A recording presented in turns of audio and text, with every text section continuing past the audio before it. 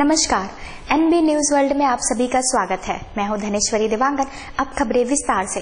प्रधानमंत्री नरेंद्र मोदी ने आतंकवाद, जलवायु परिवर्तन और संयुक्त राष्ट्र सुधार जैसे प्रमुख क्षेत्रों में सहयोग को गहरा बनाने के साथ ही अफ्रीकी देशों को अलग 5 साल में रियायती दर पर $10 अरब के ऋण और 60 करोड़ रुपए की अनुदान सहायता देने की पेशकश की।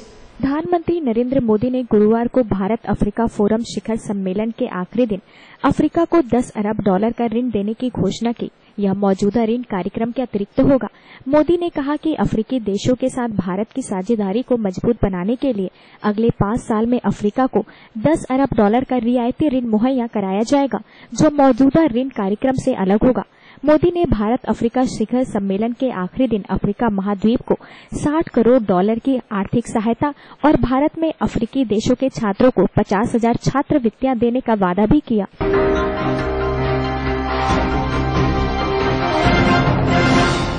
पार्टी की छवि खराब करने वाले नेताओं से किनारा करने और कानून व्यवस्था को मजबूत करने के उद्देश्य से यूपी की एसपी सरकार ने मंत्रिमंडल ने फेरबदल किया है।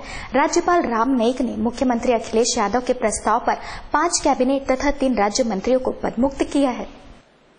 जैसे कि उम्मीद की जा रही थी कि मुख्यमंत्री अखिलेश यादव अपने मंत्रिमंडल में बड़ा फेरबदल कर सकते हैं, वैसा ही गुरुवार को हुआ। सीएम अखिलेश ने अपने 8 मंत्रियों को बर्खास्त कर दिया, जबकि 9 अन्य से उनके विभाग छीन लिए हैं। अखिलेश ने जिन मंत्रियों को बर्खास्त किया है उनमें योगेश प्रताप सिंह, अरिदमन सिंह, अंबिका चौधरी, नारद राय, शिव कुमार बेरिया, शिवाकांत ओझा, आलोक कुमार शाक्य और भगवत शरण बर्खास्त किए गए। मंत्रियों में 5 कैबिनेट रैंक के, 1 स्वतंत्र प्रभार और 2 राज्य मंत्री हैं। इतना ही नहीं, 9 मंत्रियों से उनका विभाग भी छीन लिया गया। इसमें राम गोविंद चौधरी से बेसिक शिक्षा विभाग छीन लिया गया। इनके अलावा स्वास्थ्य मंत्री अहमद हसन से भी उनका विभाग छीन लिया गया है। हालांकि वह अपना मंत्री पद बचाने में कामयाब रहे हैं। इनके अलावा गुंडा के रघुराज प्रताप सिंह उर्फ राजा भैया से भी खाद्य और रसद विभाग छीन लिया गया है। यही नहीं, दुर्गा प्रसाद यादव से ट्रांसपोर्ट विभाग वापस ले लिया गया है और वह मंत्री तो है लेकिन बिना किसी विभाग के। अवधेश प्रसाद से समाज कल्याण विभाग भी ले लिया गया है। पारसनाथ यादव, जो कि जौनपुर से विधायक है, उनका दूसरी बार विभाग बदला गया है। अब उनसे उद्यान विभाग वापस ले लिया गया है। इसके अलावा महबूब अली से माध्यमिक शिक्षा विभाग, ब्रह्म शंकर त्रिपाठी और इकबाल महबूब से उनका विभाग छीन लिया गया है। हालांकि इस फेरबदल के कयास तो पहले से लगाए जा रहे थे, लेकिन इस तरह की फेरबदल की उम्मीद किसी ने नहीं की थी।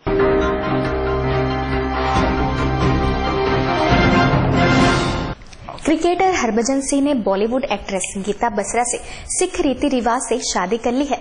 दोनों ने जालंधर से करीब 30 किलोमीटर दूर फगवाड़ा में गुरुवार को शादी की। क्रिकेटर हरभजन सिंह और फिल्म अभिनेत्री गीता बसरा शादी के बंधन में बन गए हैं। घुड़चढ़ी रस्म की अदा करने के बाद जालंधर फगवाड़ा रोड स्थित गुरु नानक मिशन नेत्रहीन एवं वृद्ध आश्रम के गुरुद्वारे साहिब में विवाह की रस्म आनंद करा संपन्न हुई। इस मौके पर दोनों के परिजनों के अलावा सचिन तेंदुलकर व नीता अंबानी भी मौजूद थी। शादी के मौके पर कई अन्य गणमान्य लोग भी मौजूद थे। इनमें पंजाब क्रिकेट एसोसिएशन के अध्यक्ष IS बिंद्रा भी मौजूद थे।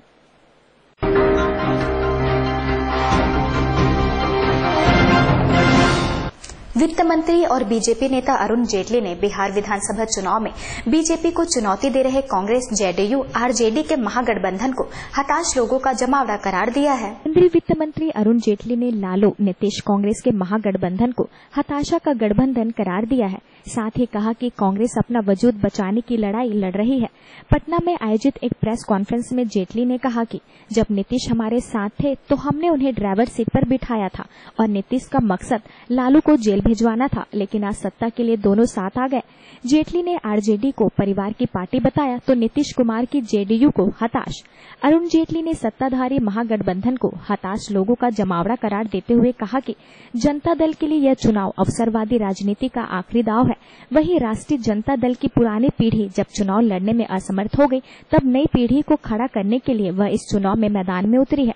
जेटली ने बिहार चुनाव के तीसरे चरण के मतदान के बाद भाजपा को अकेले बहुमत मिलने का दावा करते हुए कहा कि अगले 2 चरणों में मतदाता राष्ट्रीय जनतांत्रिक गठबंधन को वोट देंगे।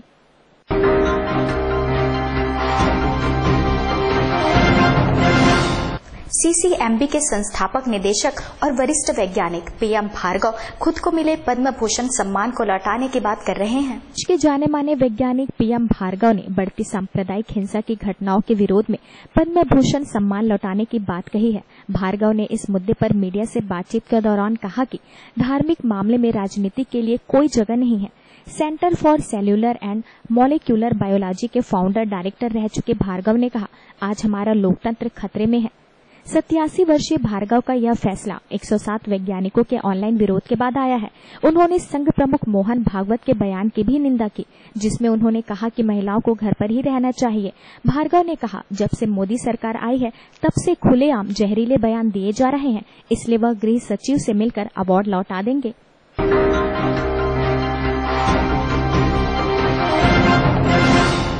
अमेरिकी राष्ट्रपति बराक ओबामा ने जब अलकायदा के शीर्ष आतंकी ओसामा बिन लादेन को मारने का आदेश दिया था तो उसके कई हफ्तों पहले 4 वकीलों ने मिलकर इस अभियान में आने वाली हर कानूनी मुश्किलों का रास्ता खोज लिया था। अमेरिकी राष्ट्रपति बराक ओबामा की ओर से अलकायदा प्रमुख ओसामा बिन लादेन के एटबाबाद स्थित ठिकानों पर हमला बोलने के आदेश दिए जाने के कुछ सप्ताह पहले ओबामा प्रशासन के 4 शीर्ष वकील संवेदनशील कानूनी मुद्दों को सुलझाने के लिए गोपनीय ढंग से काम कर रहे थे। इन कानूनी मुद्दों में पाकिस्तानी धरती पर उसकी सहमति के बिना बल भेजने का मुद्दा भी शामिल था। यह दावा एक नई रिपोर्ट में किया गया। रिपोर्ट में बताया गया कि किस तरह से CIA के जनरल काउंसिल स्टीफन प्रेस्टन, राष्ट्रीय सुरक्षा परिषद के कानूनी सलाहकार मैरी डिरोजा, पेंटागन के जनरल काउंसिल जे जॉनसन और ज्वाइंट चीफ्स ऑफ स्टाफ के तत्कालीन कानूनी सलाहकार रियर एडमिरल जेम्स ने उन कानूनी बाधाओं से उभरने के लिए बेहद गोपनीयता से काम किया, जो कि मई 2011 की छापेमारी के बाद पेश आ सकती थी। इन 4 वकीलों का नाम इतना गोपनीय था कि व्हाइट हाउस ने इसका खुलासा होने के डर से उन्हें प्रशासन के शीर्ष वकील अटॉर्नी जनरल एरिक होल्डर से भी संपर्क करने नहीं दिया।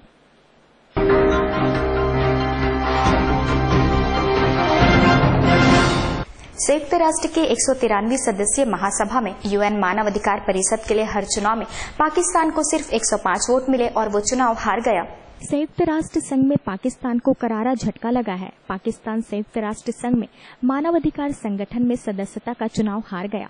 संयुक्त राष्ट्र संघ के मानवाधिकार संगठन की सदस्यता के चुनाव में पाकिस्तान को सिर्फ 105 वोट ही मिले, जबकि इसमें सदस्य देशों की संख्या 193 है। बुधवार को UN की आम सभा में सीक्रेट बैलेट के जरिए 18 सदस्यों को मानवाधिकार संगठन का सदस्य बनाया गया था। पाकिस्तान का मौजूदा कार्यकाल 31 दिसंबर 2015 को खत्म हो रहा है। पाकिस्तान की सरकार के लिए यह एक बड़ा झटका है, क्योंकि वहां के प्रतिनिधियों को विश्वास था कि पाकिस्तान यह चुनाव जीत जाएगा। पाकिस्तान के प्रतिनिधि इस निशाने पर है क्योंकि वह अपने देश के लिए सही से लॉबिंग नहीं कर पाए।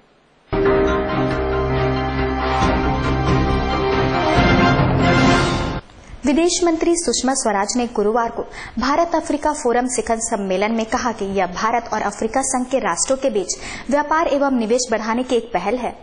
विदेश मंत्री सुषमा स्वराज ने कहा कि भारत और अफ्रीका शांति, प्रगति और समृद्धि के अपने साझा लक्ष्यों के जरिए एक दूसरे से जुड़े हुए हैं। इसके साथ ही उन्होंने सबका साथ सबका विकास की भावना के आधार पर दोनों देशों के बीच सहयोग एवं साझेदारी की अपील की। तीसरे भारत अफ्रीका मंच शिखर सम्मेलन में सुषमा ने कहा कि सरकार एवं राष्ट्रों के प्रमुखों का इकट्ठा होना परिवार के पुनः मिलन जैसा है। सुषमा ने साम्राज्यवाद, उपनिवेशवाद, नस्ली भेदभाव एवं रंग भेद के खिलाफ संघर्ष के सांझे इतिहास की ओर भी इशारा किया। उन्होंने कहा कि एक समय पर भारत और अफ्रीका एक ही भूमि पर भौगोलिक रूप से जुड़े हुए थे और हम विश्व भर में प्रगति, समृद्धि एवं शांति के हमारे साझा लक्ष्य के जरिए जुड़े हुए हैं।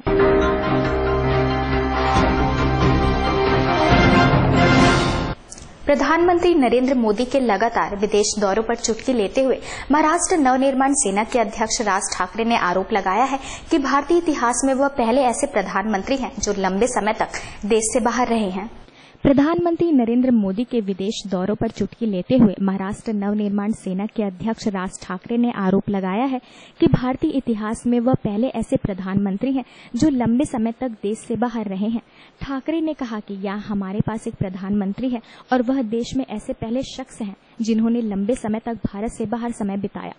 राज मुंबई में आयोजित एक कार्यक्रम के दौरान बोल रहे थे। उन्होंने प्रधानमंत्री पर चुटकी लेते हुए कहा कि मैंने हाल में सुना है कि सलमान खान बजरंगी भाईजान पार्ट 2 बना रहे हैं और इस सीक्वल में वह मोदी को विदेश से भारत लाते हुए दिखाई देंगे। खबरों के मुताबिक अक्टूबर 2015 तक मोदी 28 बार विदेश दौरे पर गए। इसमें उन्होंने अधिकतर एशियाई देशों की यात्रा की, जो उनकी पड़ोसी पहले और एक्ट ईस्ट पॉलिसी के मद्देनजर की गई।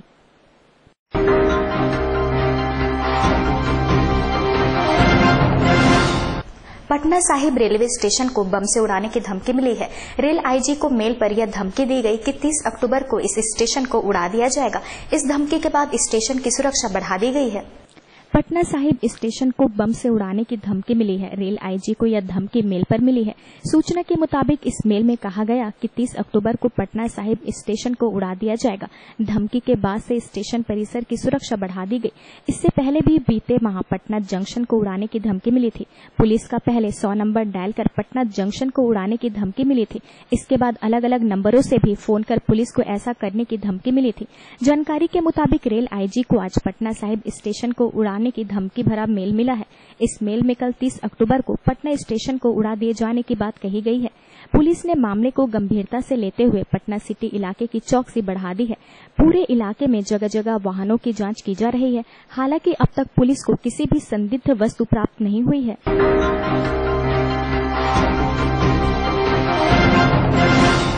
हाल ही में इंटरनेशनल क्रिकेट को अलविदा कहने वाले वीरेंद्र सहवाग ने आलोचनाओं का सामना कर रहे वनडे T20 कप्तान महेंद्र सिंह धोनी का बचाव करते हुए कहा कि उन्हें अगले वर्ल्ड कप तक कप्तान बने रहना चाहिए। टीम इंडिया के पूर्व सलामी बल्लेबाज वीरेंद्र सहवाग का कहना है कि महेंद्र सिंह धोनी को 2019 में होने वाले वर्ल्ड कप तक संन्यास नहीं लेना चाहिए। सहवाग ने कहा कि उन्हें अगले वर्ल्ड कप तक कप्तान रहना चाहिए। यदि वे ऐसा करते हैं तो अगले वर्ल्ड कप के लिए अच्छी टीम तैयार करके जाएंगे। उन्होंने कहा कि यदि वे अभी रिटायर हो जाएंगे तो आप सोच सकते हैं कि 5वें, 6ठे और 7वें नंबर पर कौन बल्लेबाजी करेगा। यदि धोनी नहीं होंगे तो 5वें, 6ठे और 7वें नंबर पर बल्लेबाजी पूरी तरह खुल जाएगी और यह उम्मीद नहीं कर सकते कि कोई ठीक ढंग से मैच फिनिश कर पाएगा। हाल ही में अंतर्राष्ट्रीय क्रिकेट से संन्यास लेने वाले सहवाग ने साथ ही इन खबरों का खंडन किया कि उन्हें टीम इंडिया से निकलवाने में धोनी का हाथ था। इस बारे में उन्होंने कहा कि मुझे नहीं लगता कि धोनी ने ऐसा किया। वह दिल का काफी अच्छा इंसान है। हम सीनियर खिलाड़ी उसका आदर करते हैं।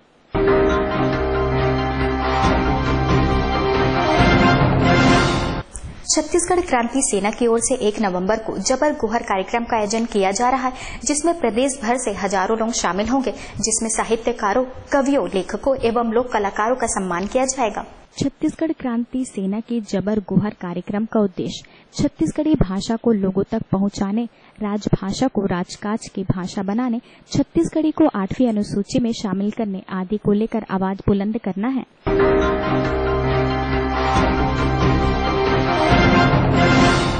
कृष्णा किड्स एकेडमी का मामला अब तूल पकड़ने लगा है। प्राचार्य द्वारा पालकों से किए गए बदसलूकी के मामले में जब केपीएस के डायरेक्टर से बात की गई तो उन्होंने कहा कि उन्हें इस बात की कोई जानकारी नहीं है। मीडिया के सवाल पर उन्होंने कहा कि इस घटना की जानकारी उन्हें मीडिया से ही मिली है। घटना की जांच कर आगे की कार्यवाही करने का आश्वासन दिया है। निजी स्कूलों पर लगाम कसने में शिक्षा विभाग विफल नजर आ रही है। इसका ताजा मामला यही देखने को मिलता है जब कृष्णा किड्स एकेडमी के प्राचार्य द्वारा पालकों से बदसलूकी की गई। गौरतलब है कि कृष्णा किड्स एकेडमी की प्राचार्य ने PP1 की बच्ची के पालकों से पहले तो बदतमीजी से पेश आई। उसके बाद प्राचार्य ने यह कहते हुए धमकी भी दे डाली कि उनकी पहचान ऊपर तक है, जिसके चलते उन पर कोई कार्यवाही नहीं हो सकती। इस बात को लेकर पालकों ने जिला शिक्षा अधिकारी से भी शिकायत की। जिला शिक्षा अधिकारी आशुतोष चावरे से सवाल पूछे जाने पर उन्होंने कहा कि निजी स्कूलों पर लगाम रखी गई तथा जांच के बाद दोषी पर कार्यवाही की जाए। मैं इस प्रकरण के बारे में अवेयर पूरी तरह से नहीं हूँ। मैं इस चीज का डिटेल मंगा करके एंड जैसा उचित कार्यवाही जिस तरह से भी है, क्या है, पहले डिटेल का मैं पता कर लूँ and accordingly we will act upon that is through the regular procedures that will be done. Please आप किसी इंडिविजुअल पर कोई भी कमेंट करने से पहले यू मस्ट थिंक ट्वाइस। इसलिए let us not comment on any individuals physical and mental health when we are not competent for that. हाँ, पेरेंट्स आए थे। पेरेंट्स के साथ में जो है उनका पेरेंट का ये कहना था कि हमारे साथ में जो है उन्होंने अभद्र व्यवहार किया प्राचार्य ने, तो उनसे लिखित कंप्लेंट हमने ली है पेरेंट्स से और उसकी जांच में करवा रहा हूँ। तो जैसे जांच के हिसाब से जो भी रिपोर्ट आएगी उस हिसाब से कार्रवाई हम करेंगे सर। तो खैर वो एक अलग इश्यू की प्राचार्य ने क्या कहा या शिकायत में उन्होंने क्या कहा है, जाकर के जांच कर लेंगे और उस हिसाब से जो भी विधि सम्मत कार्रवाई होगी हम लोग। नहीं, ऐसा नहीं, ये तो व्यक्तिगत मैटर है। उन लोगों की आपस में क्या बातें हुई और किस स्थिति में उन्होंने क्या कहा, किसने क्या कहा, ये वो आपस का मैटर है। हम लोग अपनी ओर से जांच करा ले रहे हैं, उसके बाद में चीजें आएंगी उस हिसाब से। जहां तक शिक्षा विभाग के बात है, कंट्रोलिंग हम लोगों की रहती है। कुछ व्यक्तिगत मैटर कभी कभी आ जाते हैं, एक अलग इश्यू है।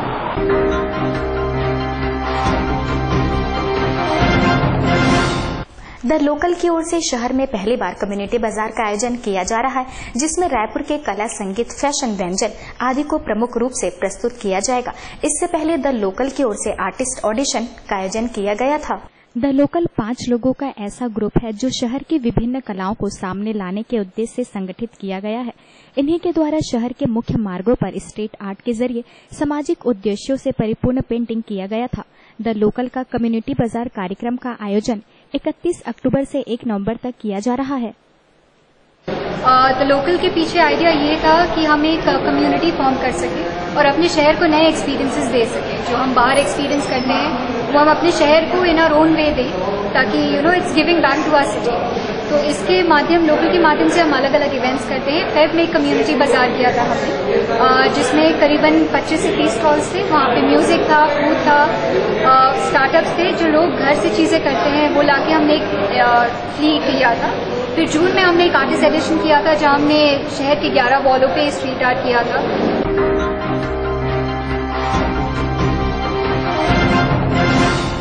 बिरगांव चुनाव को लेकर बीजेपी प्रवक्ता सच्चिदानंद उपासने का कहना है कि भाजपा की सारी तैयारी पूरी हो चुकी है। चुनाव संचालन समिति ने घोषणा की है कि बृजमोहन अग्रवाल चुनाव के संचालक नियुक्त किए गए हैं। बिरगांव चुनाव को लेकर बीजेपी और कांग्रेस में हलचल मची हुई है। एक तरफ जहां कांग्रेस ने अपने 11 प्रत्याशियों के नाम घोषित कर दिए हैं, वहीं दूसरी ओर बीजेपी में अभी मंथन चल रहा है। इसी के आधार पर बीजेपी प्रवक्ता सच्चिदानंद उपासने का कहना है कि बीजेपी में टिकट का वितरण जाति के आधार पर नहीं बल्कि जनाधार पर किया जाएगा। इसके लिए नामों पर विचार लिया जा रहा है और जल्द ही नामों की घोषणा की जाएगी। आज चुनाव, जो हमारी संभागीय चुनाव समिति है, चयन समिति है, उसकी आज रात को बैठक होगी और उस बैठक में प्रारंभिक तौर पर जितने नाम आए हैं उसका विचार विमर्श करेंगे और संभागीय समिति कमोबेश जो है पार्षदों के नाम घोषित करने के लिए अधिकृत है। जितने नाम सिंगल होंगे उसको फाइनल करेंगे और लगेगा तो 1-2 दिनों में जल्दी से जल्दी जो है पूरी फाइनल सूची जारी करेंगे। महापौर के बारे में भी विचार विमर्श करके संभागीय सूची अनुशंसा करेगी। प्रदेश की जो चयन समिति है वो उस पर मुहर लगाएगी। पार्टी किस आधार पर इस बार टिकट देगी प्रत्याशियों को? जाति के आधार पर? जनाधार, जिसका हमने सर्वे भी कराया है, पार्टी कार्यकर्ताओं से भी लगातार बैठकें लेकर राय मशविरा किया है। उसके आधार पर जो हर वार्ड में सहमति बनी है, हर वार्ड से जिस कार्यकर्ता के प्रमुख रूप से नाम आए हैं, उसमें जो जितने लायक कार्यकर्ता है, जो जनता के बीच में रहता है, लगातार सक्रियता जिसने निभाई है, ऐसे कार्यकर्ता को टिकट देंगे। और निश्चित रूप से हमारा लक्ष्य है कि वहां पर महापौर हमारा बने, हमारी मेयर, हमारे पार्षद ज्यादा से ज्यादा चुनकर आए, सरकार हमारी बने। वर्तमान स्थिति को देखते हुए भाजपा की स्थिति कैसी है? मजबूत स्थिति है। वर्तमान में पिछले 2 कार्यकाल में कांग्रेस ने जिस प्रकार से वहां पर जनता के साथ धोखा किया है, जो वादे किए थे उसको नहीं निभाया है, इसका परिणाम है कि इस समय भारतीय जनता पार्टी के प्रति लोगों का रुझान है और लोग जानते हैं कि राजधानी से जुड़ा हुआ क्षेत्र है, जो विकास है वो भारतीय जनता पार्टी की सरकार ही कर सकती है। कांग्रेस के लोग केवल भारतीय जनता पार्टी की सरकार से लड़ने का काम करते हैं, विकास का काम नहीं करते हैं। क्या इस चुनाव में मुख्यमंत्री जी भी रैली करेंगे? हाँ, माननीय मुख्यमंत्री जी का भी वहाँ पर कार्यक्रम होगा, सभी नेताओं का कार्यक्रम होगा, बड़ा कार्यक्रम होगा जिसमें माननीय मुख्यमंत्री जी शिरकत करेंगे। जनता में जिनकी छवि है, जनता के बीच में जिन्होंने पैठ बनाई है, उस आधार पर भारतीय जनता पार्टी टिकट देगी।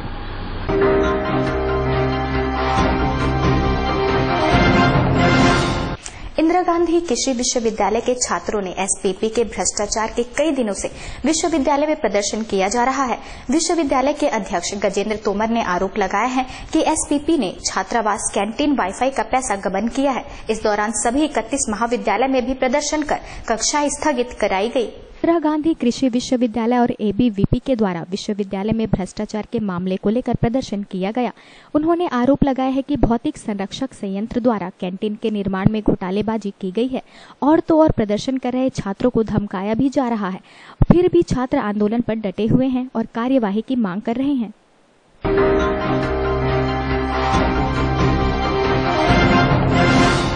ताजा तरीन खबरों के लिए बने रहिए हमारे साथ NB न्यूज वर्ल्ड में।